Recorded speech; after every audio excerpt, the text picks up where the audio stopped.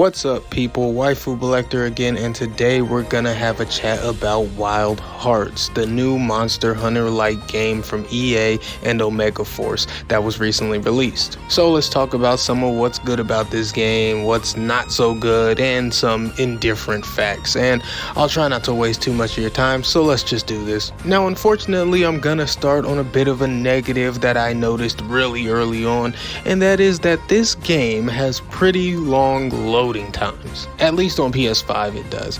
And it is the native PS5 version I was using, but at one point I had to check if I'd accidentally gotten the PS4 version because I just couldn't believe how slowly this game boots up and loads. I mean, it's not like this is the most unreasonable issue in the world or anything, but it is a bit disappointing in a gaming generation where these kinds of load times have been almost eliminated entirely. But once you finally get all loaded up, you can do some of that good old hunting. That is, after all, the whole meat and potatoes of Wild Hearts. And the hunting is pretty good. In fact, it's really fucking fun at times. You know, you drop into a big open zone and you first need to locate your target. Now, there isn't some sort of cool, in-depth detective type tracking system, so you just kind of have to run around and find the thing, which might sound annoying, and in other games like this, and sometimes this game, it can be. But most of the time in Wild Hearts, finding the monster is not a problem, thanks to these big signal towers you can build that will scan a wide area and identify the monsters for you. Now, it's possible that your desired target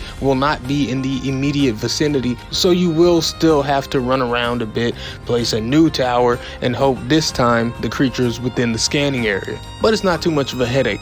It works out pretty well, and most of the time you won't be running around for 20 minutes looking for the fucking monster. Now, as for the actual combat of the game, I'll say overall is good. It isn't great, but it's good. While it's really cool fighting and dancing around with these big monsters, the best part obviously is Wild Heart's key feature, the karakuri. These wooden spirit constructs that you can conjure out of thin air to do all sorts of things. You can make catapults to hurl explosives, big hammers to thwack giant monsters, firework cannons to flashbang birds out of the sky, spirit mist diffusers to heal yourself, enormous ballistas, the list goes on. And using the perfect karakuri to counter a specific beast will probably never not feel good. But outside of those big singular counter moments, I can't help but feel like the combat lacks a sense of being dynamic.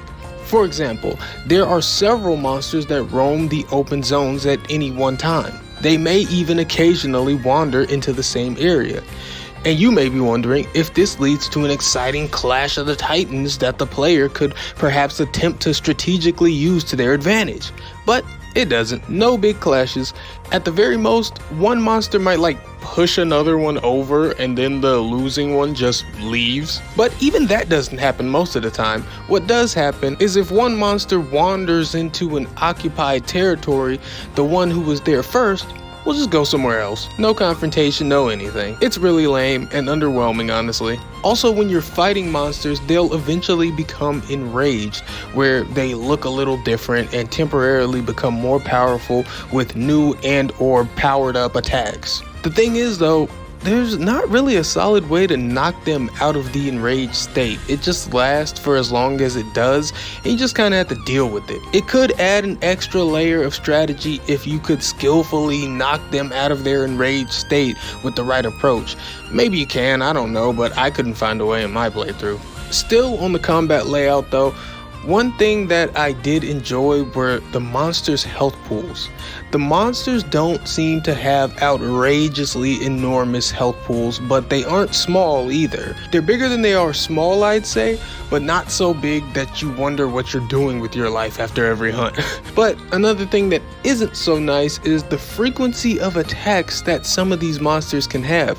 For some strange reason, some of the monsters will just never stop attacking at times, and there becomes very little that you can do. It makes it so that any hunt where the monster poses any threat at all to you is made nearly impossible, except if maybe you join up with people online. There's also this thing where sometimes you get hit and your character will be stunned. At first I thought it was when you got hit too many times in quick succession.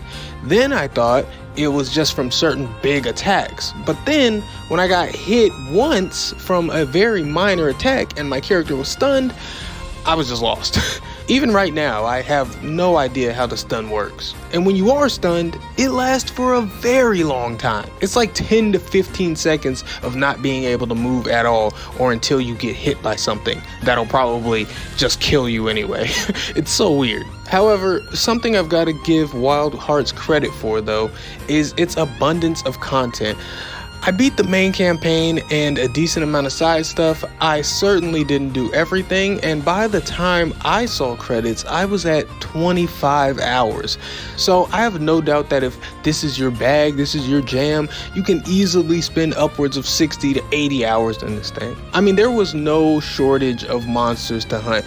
At a point, they introduced something called Mighty Kimono, which are juiced up versions of monsters you've already fought. And at that point, I figured, oh, okay, here are the recycled monsters. I must have seen them all. And now they're showing me what will turn into the post-game loop, being me hunting mighty versions of the monsters.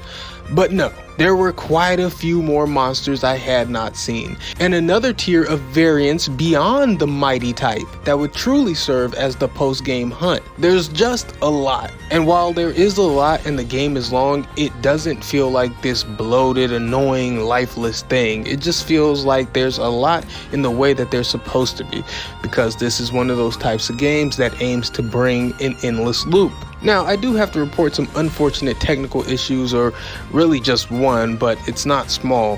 The frame rate of this game will just go to absolute shit in a heartbeat. No fucking joke. At times, it'll just lock your game at an absurdly low frame rate and you're stuck playing in literal slow motion with out of sync or non-existent audio until you load up a completely new area. It's fucking crazy. I just had to let you know. I mean, listen, okay, at this point, I've said some things, I've told you some stuff, but what is the consensus? What's the overall deal with Wild Hearts? I'll be honest, I don't really get it.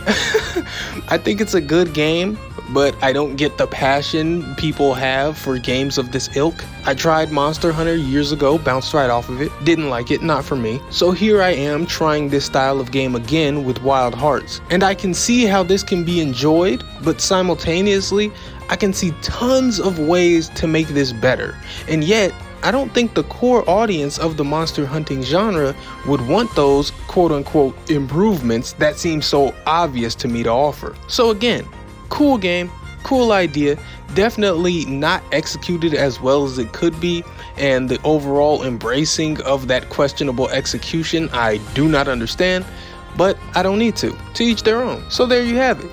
Wild Hearts. If I had to put a number on it, I think it's an objective 7 out of 10. But if you love Monster Hunter, you'll probably like it more than that. Either way, it's worth a play. Tell me what you think in the comments. Like the video if you like the video. I am also at WaifuBelector on Instagram, where I post spicy waifu content. Stop by if you're into that. But until next time, I am WaifuBelector. I am just a normal guy. I like hentai. And speaking of, someone should make something with the hot bathhouse guy in this game. Goodbye.